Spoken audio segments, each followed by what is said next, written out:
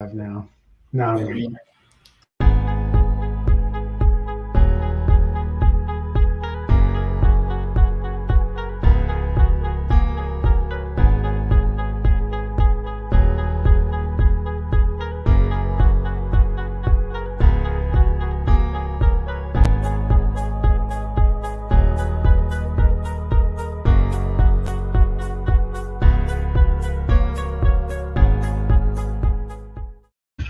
What's up, everybody? It's Brian and Andre here with the Security Squawk podcast. I'm getting feedback. Welcome to episode number 15.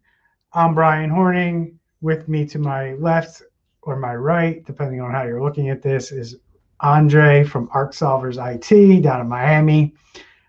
Andre's having a little bit of a technical difficulty right now, so we're going to let him work through that. No pressure. And as soon as he comes live, we'll get going. I'm here, Brian. All right. Are we still getting the feedback? A little bit, but I'll try to muster through it. All right. Check your echo setting as well, because mine is good. All right. Good. Okay. I don't think I hear myself anymore, so we're good. Okay.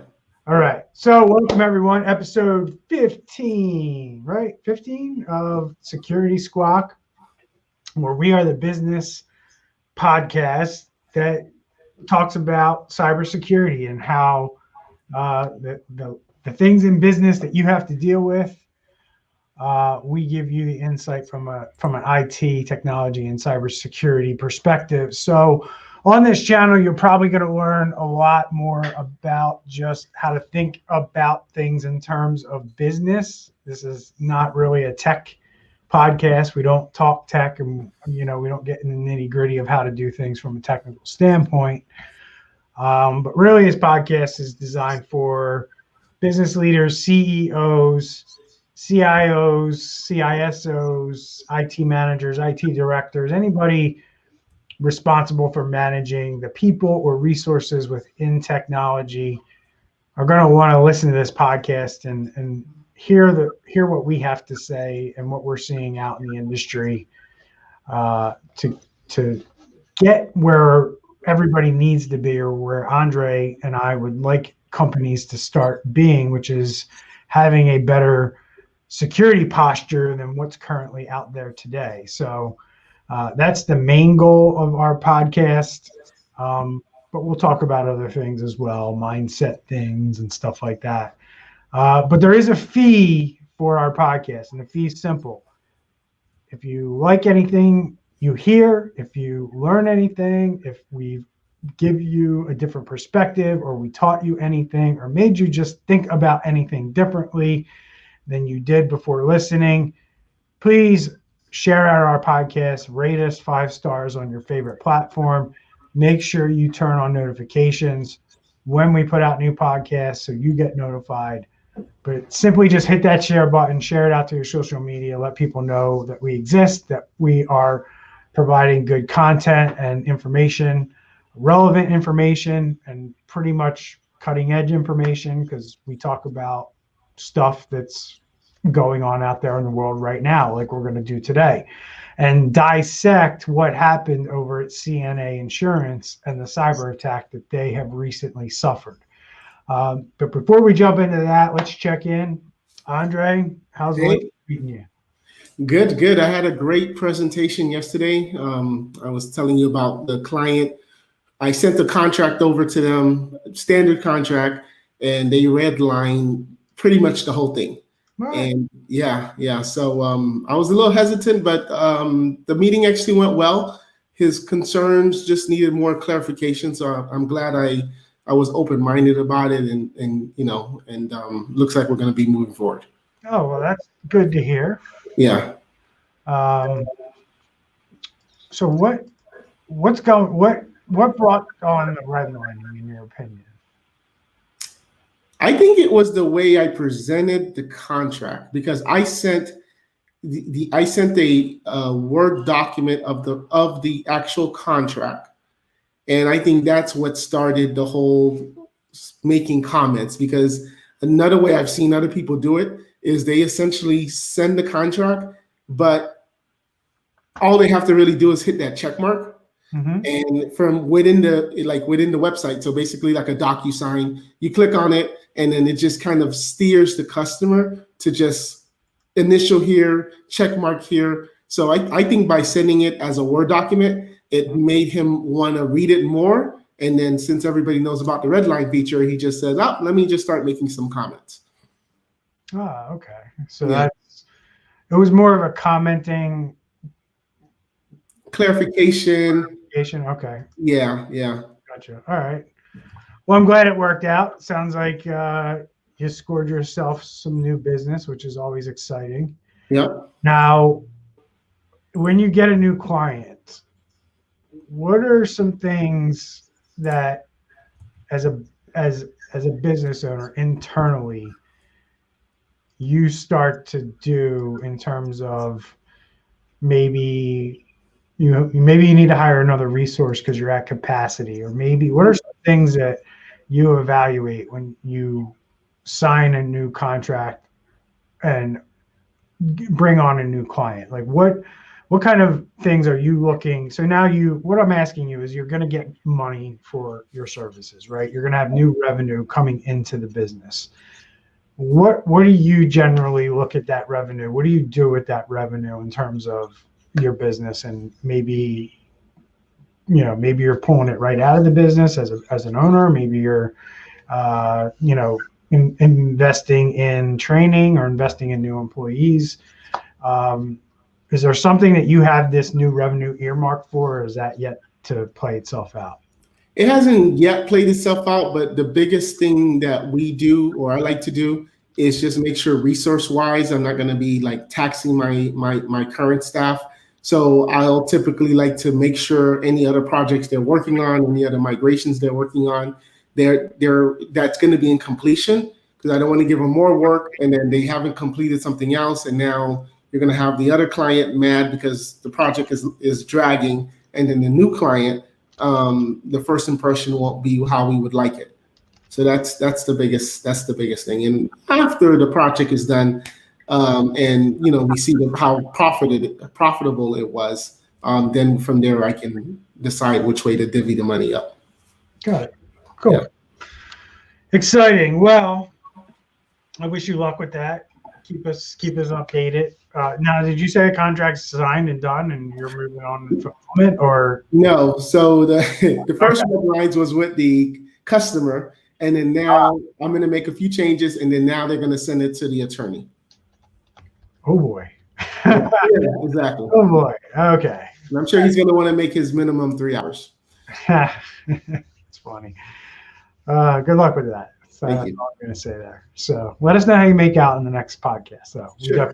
we definitely need an update. See how the lawyer treated you.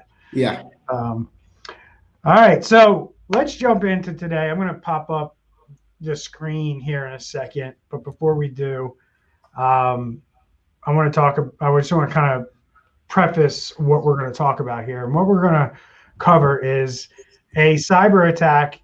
Cyber attacks happen against companies all the time. And what we don't really necessarily ever do is take a look at how a particular cyber attack, and in this case, a ransomware attack, affects a company and what a company actually goes through when they're attacked. So Andre and I today are going to take you through a pretty detailed look of what happened over at CNA Insurance.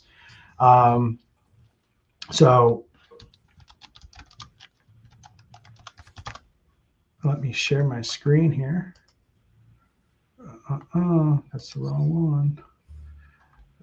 Share screen. Oops, I gotta share my. Get rid of that first. Now we can go. All right. So, Andre, start us off here. Give us everybody a little bit of background about who got attacked here, what the company is. Obviously, I already kind of let the cat out of the bag that they're in the insurance space. Who got attacked let's set the stage there. So the ironic thing is a insurance company that provides cyber insurance to other companies. They're the ones that got attacked. Right. So CNA Financial, there's our, I think I've mentioned it on this podcast at this point. I talk about it all the time on my YouTube channel, which you can check us out over at Exact IT Solutions.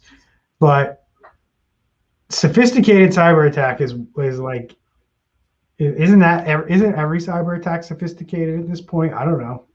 What do you think? Some are easy. Well, no, I mean, from our standpoint, they're easy. Right. When you read about them, doesn't it seem like every attack says it was a sophisticated? Oh yeah.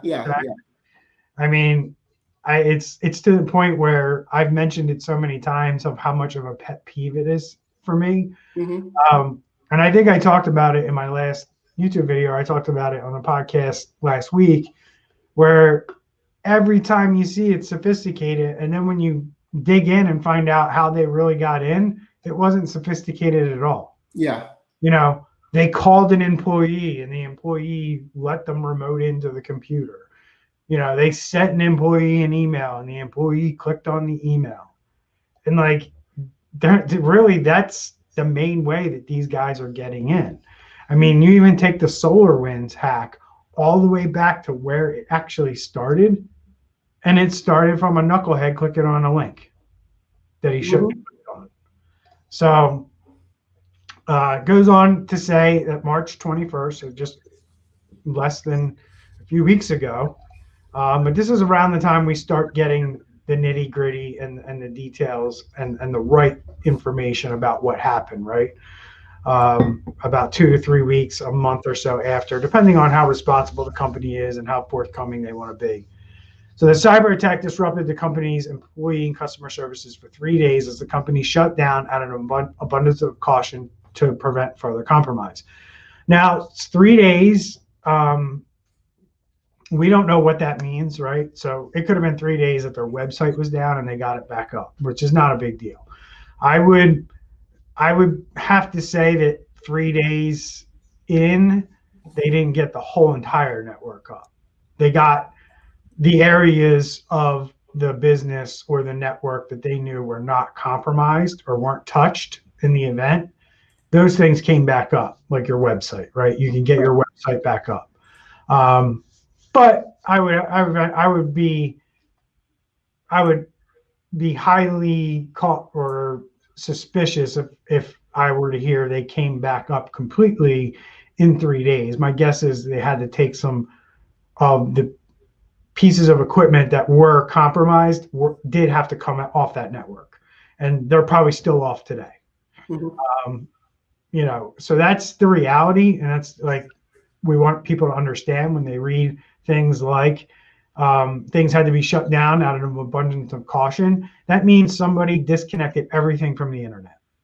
Somebody came in and removed the plug for the internet, removed the device that connected all the computers to the internet. They took it out so none of the computers could connect to the internet, so they could start to figure out what the heck was going on.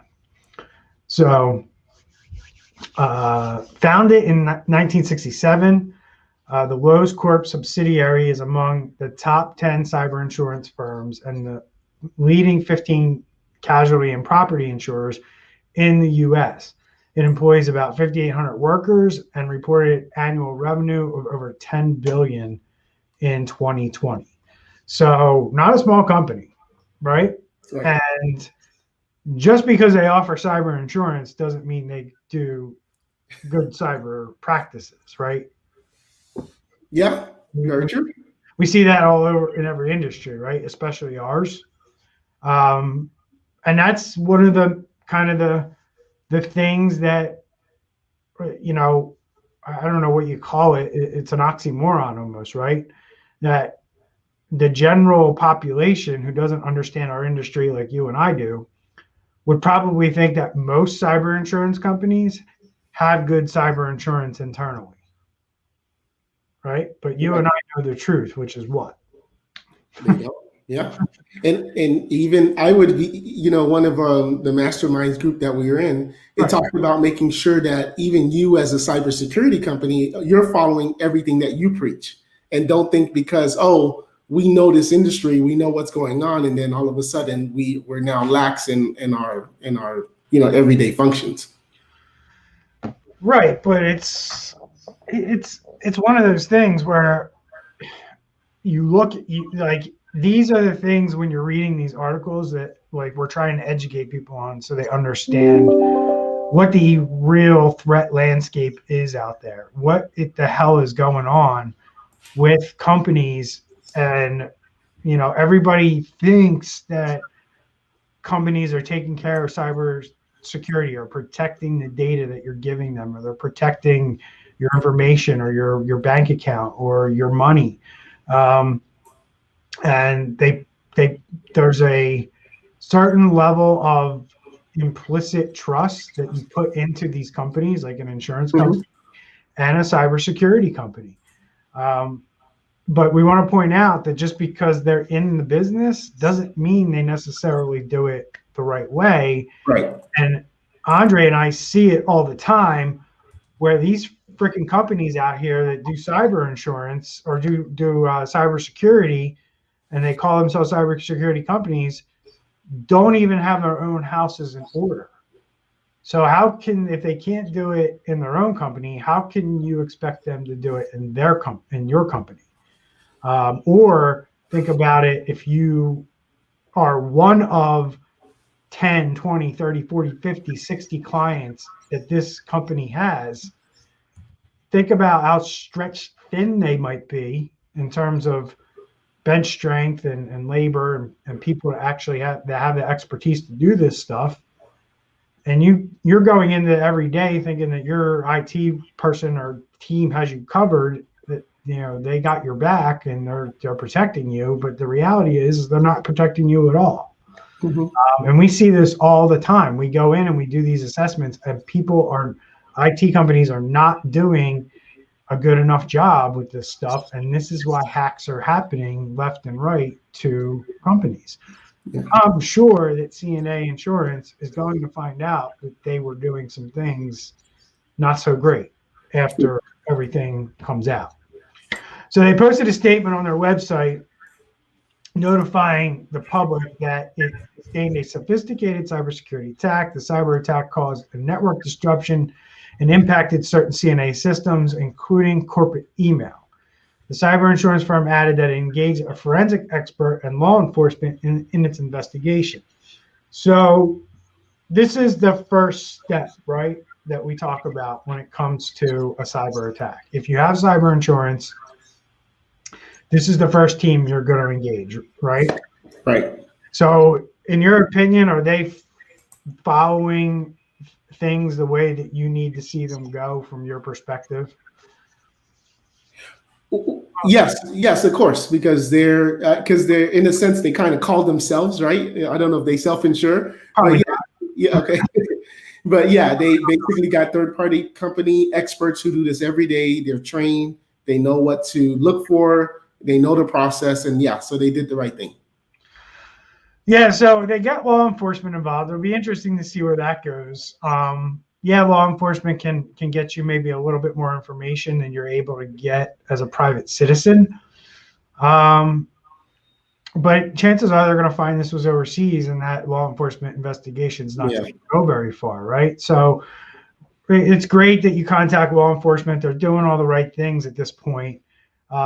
But, depending on the law enforcement agency involved, their jurisdiction only goes so far. So if the FBI doesn't want to get involved, chances are, it's going to be your state police or your state attorney general, and they can only operate within the confines of the state. And, it becomes, tougher unless the person is actually here in the U.S., which we've seen. I think it's the Shopify hack that I saw the other day. A guy in California got arrested. So cyber insurance firm worried about policyholders' data leak after the cyber attack. So it's going on to say that CNA Financial did not notify potential victims because it could not determine if the attacker stole any data. So what do you think here? So we're at this stage of the investigation, right? They still haven't figured out if anybody stole any data. And 3-4 weeks in, usually you have an idea. Mm-hmm. If you have the proper logging and reporting and you're able to go back to this stuff and look at it. If it wasn't in place, you don't have it. You have Right. you have no idea, so you only have to assume that it was stolen. Right? Yeah, absolutely, absolutely. And even, there's sometimes I've heard that where they actually now start searching the dark web for the information to see if it's out there. But I mean, there's so many avenues out, to sell it. So it's kind of like you said, you just have to assume it's out there now. And then it goes on to say, further, the firm mitigated efforts to alleviate disruption caused by the cyber attack.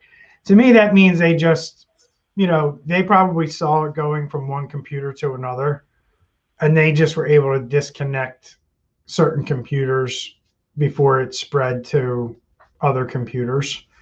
But typically, the guys that get in here and do this stuff, they know what to attack first, and anything else that they can get outside of those ripple effects that they get if they can get it to go to other computers on the network, right, is gravy to them, because it's not going to change the fact that they're asking for X amount of dollars.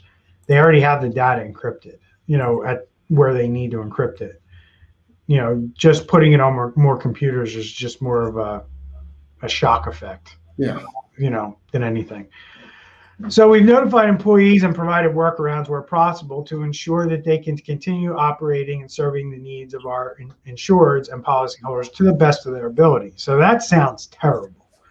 As an employee, you don't want to walk into your day where and it really depends on your company too. But if you're at a company where you have a significant number of employees, like 6,000, you probably have people trained to do very specialized tasks as part of your service delivery, right? So in smaller companies, you might train somebody to do 5 or 6 different functions or more, whatever, depending on what their role is.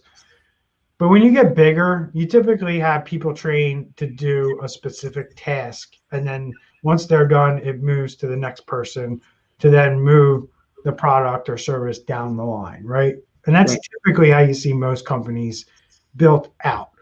Smaller companies usually have multiple people doing multiple tasks, or one person doing multiple tasks, and they may not pass it off until it goes from sales to operations, or from operations to whatever else, what I mean, post sale or whatever.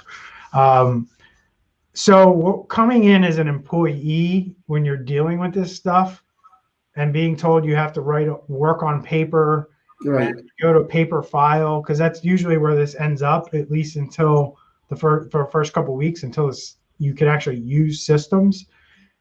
This is why we recommend in our YouTube videos that we say, like, have a list of stuff that you're on the ready to buy, like what you're ready to go buy.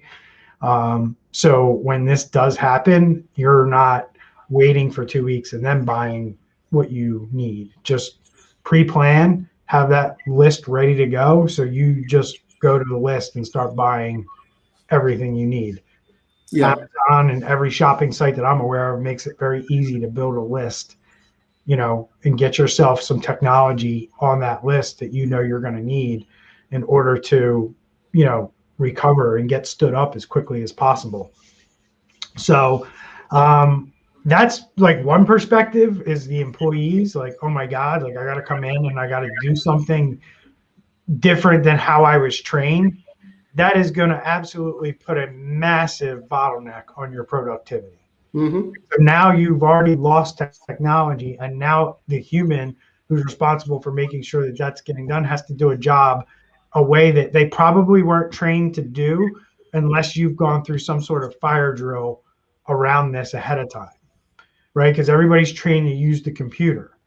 But what happens when the computer is not available? Are they trained to do their job and move things along without the computer being there, right? So that's how I look at this. What is your perspective when it comes to when we're talking about workarounds and maybe from the company perspective, or maybe from the operations or network operations perspective? Like when you're saying providing workarounds where possible to ensure they can continue operating and serving the needs of their clients, what's your perspective on that? I would give it an analogy as like back in school when you would have like a tornado day or hurricane drill, a fire drill. I think that's something like once a year that everybody sits in the conference room, the supervisors, and like, okay, if we had no power or if if our computers got ransomware, how does this position and how does this department work? Or is it just be realistic? Just send them home until IT figures it out or until the power comes back on. Brian, there was another more updated article that said that it had encrypted 15,000 company devices. Wow. Yeah. Wow. So 6,000 employees, 15,000 devices. And roughly we know in our business, it's about 2.5 devices per person, right? Not quite 3. I don't know where the 2.5 comes from, right? People get 3 devices. Some people get 2. Some people get 1. So they pretty much got everything, right? When you're 6,000 people and you have 15,000 devices, right? I don't know how much they were able to mitigate, as it was happening. So this guy, Josh Mata, said that the nightmare scenario would be if attackers stole policy data. And he noted that accessing the data could help hackers determine which companies had applied for or acquired cyber insurance, the scope of coverage, and the limits of deductibles. Now, wow, holy fucking shit, my mind's blown. Like, sorry, but Jesus Christ, if you're a hacker and you know the companies that have cyber insurance, what does that mean to you? And if you're a hacker and you have a list of here's every company that has cyber insurance. What could you do with that? I mean, they got the policy, which means that they know the name of the company, they know the email address, the owner's information. First thing I'm going to do is I'm going to start spoofing emails. I'm going to start, hey, we're CNA Insurance and we need to update the records. Click on this link, go on this website. I'm going after them hard. Yeah, I mean, but you also know that the deductible. You know how much this company is going to get paid on the policy if they are hit with ransomware. Yep. So all you need to do is get access, and you know exactly how much money you're going to get because the insurance company is going to pay you, and the company that bought the insurance policy isn't going to bat an eye because they have cyber insurance. Yep. You know what I mean? So they're going to file the claim. They're not going to think twice. But here's the other side of this, what we talk about all the time. If you're not doing everything that you're supposed to be doing per your insurance policy, your claim is not going to get paid. Right? Right. So how good do you think CNA and other companies that still offer cyber insurance, how good do you think they're going to get at figuring out little fine print and snafus within the policy that they're going to be able to, use to not pay all these policies? Yeah, nobody. When your insurance company sends you the policy, nobody redlines the agreement. They just sign it, right? You just sign it and you pay it. Right, and the article goes on to say it's just going to make ransomware people way more efficient because now you don't come in and you don't ask for $2 million if you know they only have a $50,000 coverage. You come in and you go 75,000. Oh no, we can't do that. We can only do 50,000. Okay, 50,000, perfect. Right, and then maybe as you're unencrypting the files like we see, and then halfway through they hit the pause button and go, you know what? Give us another 10. Yeah. Right? Because we know how much money you make. Because I know what I had to submit when I got my cyber insurance. So I know what information my cyber insurance company is storing for my company. And if a hacker had that, probably wouldn't be good if we ever got ransomware. Yeah. You know, that's massive leverage. That's like, you know, to me, that's like in a poker game, knowing the guy across from you, knowing exactly every single card he has. Yeah. Yep. It makes it negotiating that much harder. And yeah, it's crazy. So then it goes on to say, thus informing any compromised parties would help them understand the negotiating position of a ransomware cyber attack compromise their network. Exactly what I just said. If the hackers stole any data, they could use that information to target policyholders for their ability to pay because cyber insurance backing. Again, you know, exactly. You couldn't even say like, hey, I can't pay because I don't have that money. No, we know you have cyber insurance with CNA insurance. There goes that. Additionally, accessing their information can help attackers craft convincing phishing email messages, thus increasing probability of success.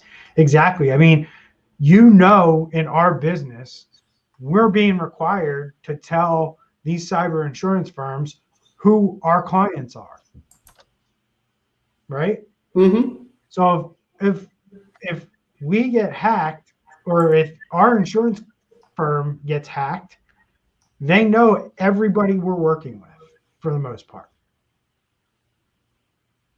Like that kind of information needs, you know, cannot get out there. Like, you didn't even want me seeing your client list. I know you're a hacker, right? Yeah. Right. I mean, so client lists for private companies, rightfully so, are private. I don't care as much. It doesn't, you know, I would prefer to tell people who we work with. But some of our clients don't want people knowing that we're their cybersecurity company, which is perfectly fine with me. But, you know, other MSPs like you would much rather not disclose who they're working with. And they like it that way, which is perfectly fine. So on April 1, just a mere week ago, CNA restored its mail functionality protected by 2FA and a threat blocking security platform. So what does that mean? So that means that their emails were down during that time, and now, and essentially they were able to restore it. So the question is, does that mean that was their email? Maybe they had a local email server. Who knows about that? Mm. I would assume that since they're pointing out protected by two-factor and threat blocking security platform, they didn't have either prior to this. I know you're laughing, right? That's crazy. But Andre, there's going to be 95% of the people who are listening to this or who will listen to this, and when you download this 3 years from now in 2024, you're not going to have this shit in place anyway, because people don't take this stuff seriously enough. It's going to be another 3 to 5 years before people start really taking this stuff seriously, where things like two-factor authentication and threat blocking security platforms are a necessity, and they're not something that is like, oh, we need to put this in place now because we got hacked. Mm-hmm. No, don't get hacked in the fucking first place. Put this shit in place now. But, you know, you and I live in this world where we take care of this stuff, and we're aware of it. And we know it's out there. We know it's been out there for a long time, and not having this in place seems ridiculous. But we're the 1-2% of the population that knows about this stuff and believes it and knows it needs to be in place.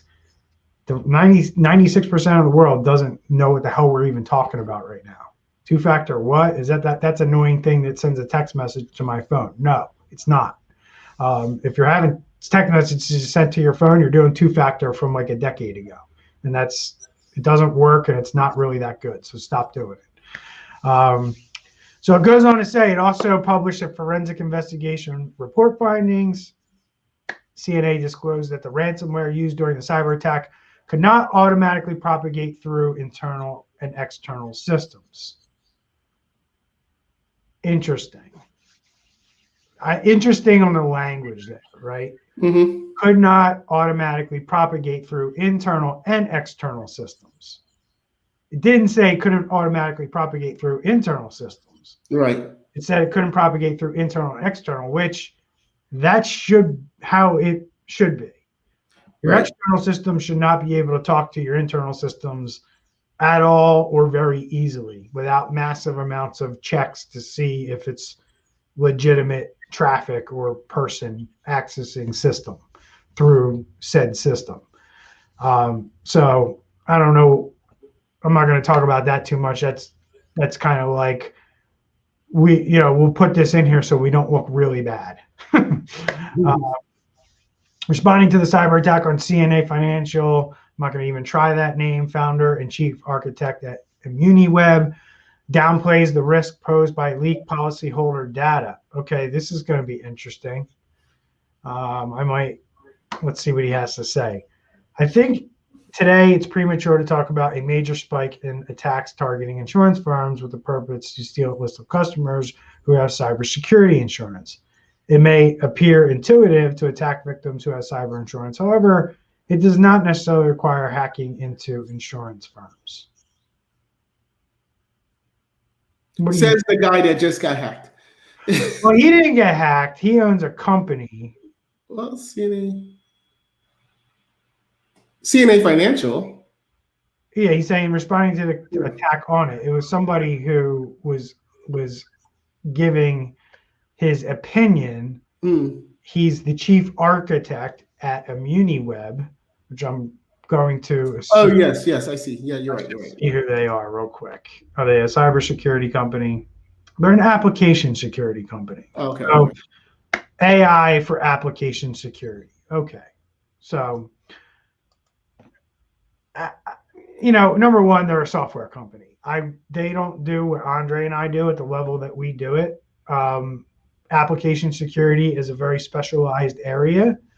And I don't know how much Kolochenko knows about how this stuff works and knows the history of how these ransomware groups have operated. This falls absolutely 100% in line with how they would further attacks. Like, who can we attack so we can further attacks? Just like they did with SolarWinds, right? Mm-hmm. SolarWinds, they didn't attack SolarWinds and exploit SolarWinds. They attacked all the SolarWinds customers. Yeah, it might be premature, but it's going to be information that is used just like we are seeing now as it's being reported that hackers from the Clop ransomware group and Revel are now starting to go after the victims of the data that's stolen. Right? So they're now contacting the victims of the data that was stolen saying, hey, we have this information on you and we're going to release it if you don't pay us. Right. It's not going to be any different. So I don't know if I'm not trying to be sensationalizing. I feel like he might is trying to be a little bit by pointing out some maybe contrasting what they're saying in the article. But the reality of it is that these guys are going to use this customer information to further an attack. And you can go back to this podcast as proof that I'm going to be right, that they're going to use this information to do other cyber attacks or go after customers of CNA insurance. Yeah. He noted that many companies readily disclose having cyber insurance to boost customer and investor confidence. I don't know anybody doing that. Do you? No. Actively going out and publicly disclosing they have cyber insurance? They may do it in a proposal, usually under an NDA or private, but I don't go to anybody's website and see like, hey, we have cyber insurance. Right. Moreover, cyber criminals will likely go through lengthy cyber insurance contracts to ferret out which specific incidents are covered. They all say the same thing. It takes like 2 seconds. And then you're going to tell me that they're not going to take 10 minutes to read a simple document Do you understand the amount of effort, time, and patience it takes to be a cyber criminal and hack companies? And the This payout. is like nothing to them. Yeah. Like the amount of patience and the amount of trial and error and knocking on the door and not getting in and then finally getting in and being successful, it could be months, it could be years. And you're going to basically call out cyber criminals and say they're lazy. They will likely not go through a lengthy cybersecurity insurance contract. Right. Just like they wouldn't teach themselves a lengthy programming language. Yeah. You know, yeah, I'm done. So he believes that cyber criminals prefer to spend the least time and effort by targeting low-hanging fruits for a quick payout. Boy, is that even further from the truth. More sophisticated cyber gangs do carefully select their victims in ransomware campaigns, but it's unlikely whether a cyber insurance cover for a victim will play a major role in this process. It absolutely will. Yes, it's unclear, but guess what? I'm going to bet, let's see if Chris Clemens has a different perspective. Yeah. Oh, look, he's in my camp. I expect to see service providers increasingly targeted by cyber criminals. After all, why spend time trying to compromise hundreds of different companies individually when you can compromise them all at once by targeting their IT provider? As you and I talk about all the freaking time, right? Yeah. So we know we're targets. We know that we need to dot our I's and cross our T's and make sure that we have 3 people making sure that we cross our T's and dot our I's. It's no joke. And real IT companies take it seriously and they do the right shit. A lot of them don't, but the few that do, they do a really good job. And there's going to be bad IT companies, and you're listening to me right now. There's going to be bad IT companies out there that you are working with right now. They're going to be hacked, and your company is going to get hacked as a result. And that's just the God's honest truth.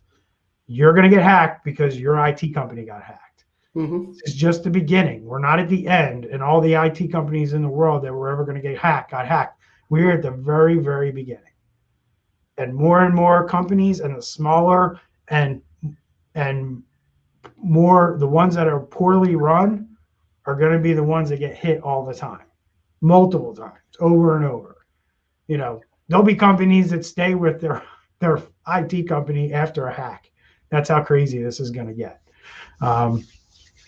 If an attacker can extract a list of clients who have cyber attack insurance, those clients in turn become inviting targets themselves. Since they have insurance, they're seen as more likely to pay off a ransom, which is a win-win situation for the attacker and a lose-lose for everyone else.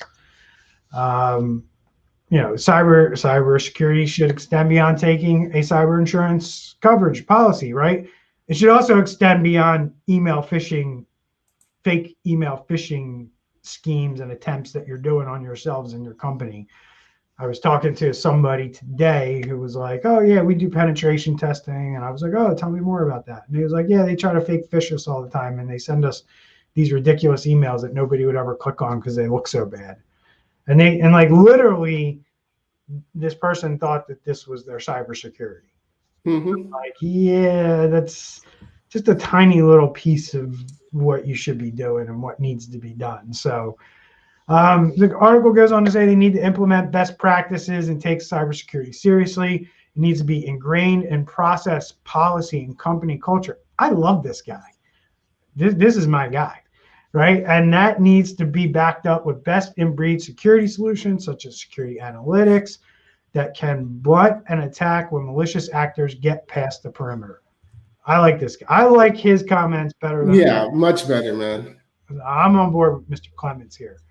Clemens added that companies cannot solely rely on cybersecurity products. Absolutely. You can't rely on one. You can't rely on your fake phish campaign that you're doing through probably, what's the popular one everybody loves to use? KnowBe4. Probably KnowBe4. Noting that no organization is safe from cyber criminals, he advises them to adopt a culture of security from the top leadership down to operations. Can I just drop the mic and end the podcast right here? Yeah. Right? Yeah. Where does cybersecurity need to start? Where does it say? Right here from Mr. Clements, who's I'm a big fan of right now. You got to start with the employee. Got to stop in the top. Yep. So the leaders of the companies need to be the ones who build the culture of cybersecurity in the company, and it needs to go down from the top, and it needs to be something that everybody understands. Everybody knows what to look for. Everybody knows everything that they need to know for the role that they play in your company. Higher level people are going to need to know more than lower level people. Certain people are only going to need to know things specific to their role or their job, where other people are going to need to know bigger things like what laws you need to follow, what regulations you need to follow, and things like that. But it all starts with everybody being a team player in the whole company when it comes to cybersecurity. You can't have some of the company or just the leadership or just the IT people leading or doing the cybersecurity.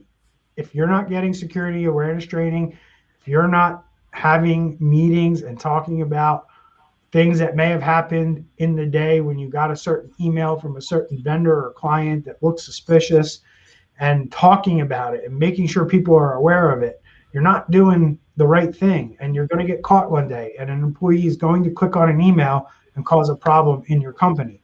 As our friend Mr. Clements continues to point out, he also points out that almost all organizations recently breached had various security products. So it's not just about buying products and sticking them in to a company and putting them on computers. Anti-malware, yeah, you need it. It's not the only thing you should do. It really is something that you have to build into your culture. And I'm really glad that this guy pointed this out in this article, because that's what you and I try to work on with companies, and that's the best advice you can get. Kind of putting the head in the sand and approach like the first guy did in this article, I don't necessarily agree with. We got to call a spade, and we got to tell companies that they're not doing this stuff the right way, or companies aren't going to do this better. They're just going to think, I can hire an IT person, I can hire an IT director, I'm going to delegate it to them, it'll be their problem. That's what I'm saying. What do you say? No, you said it pretty well. You know, it's funny. I have a friend of mine, and he manages about 1,100 employee company, and it's actually an MSP. And we kind of helped them co-manage the site, and one of the employees' emails got compromised. And when I went to him and I said, "Hey, why is it that you don't have at minimum 2FF two form factor on this lower level employee's email?" And his response was that corporate, they didn't want to pay extra for the licenses, and corporate also didn't want to pay the extra fee that it would cost to do like the setups. And for me, in my mind, I'm like, well, okay, great. You have the executives protected, but the lower level employees, the secretaries or the first, level, if they get ransomware, I mean, doesn't that then spread up? Like it's kind of like you're blinding your eyes. So like you just said, Brian, it starts from the top, and I think hopefully people are going to take this way more seriously. And honestly, this article almost seemed like a joke at the beginning, because it was like cybersecurity insurance firm gets hacked. Then you had this guy downplay the whole thing. Like, yeah, nobody will ever go after them. So sorry about that, Andre. Yeah, no problem. Yeah, so I'm glad we're talking about it, and because it's just only going to get worse, in my opinion. Yeah, I mean, I get being cautiously optimistic that they won't use this information, but the greed that we're seeing with these hackers is they don't care. Like, they don't care. They're probably aware that this is not going to last forever, and they're going to try to make as much money as they can, while the iron's hot. Yeah. But there's no there's no path to where we can see an end to this, right? There's no light at the end of the tunnel where we can say in 7 years, cybersecurity will be a thing of the past. Like, we're not going to have to worry about hackers. I tend to believe that in this lifetime, we're not going to see an end of this. This is something that we're going to have to, just like you have to protect your home, just like you have to protect, your vehicle. You lock your doors when you go into the store. You're gonna have to learn how to lock your doors and protect your devices and your technology from criminals. And that's what people are going to have to learn. There was a point in time where people used to drive without seatbelts, and they drive with seatbelts all the time, right? I would say in the 80s, it was way more common to drive in a car without a seatbelt on than it is today, right? And we're going to be looking at this in 20 years going, people used to walk around with cell phones without VPNs or without security protection and have computers, and they never used to think about this stuff. But why do people wear seatbelts today at the rate that they wear them versus 1980? Why, do you know? It's the law. It's proven to work. Right. Like, we did studies. We've learned over time that doing this one thing, if you are in a major accident, you're less likely to die or suffer a major injury if you wear a seatbelt, right? And that's been conditioned into society to where most people, when they get into a car, buckle up, right?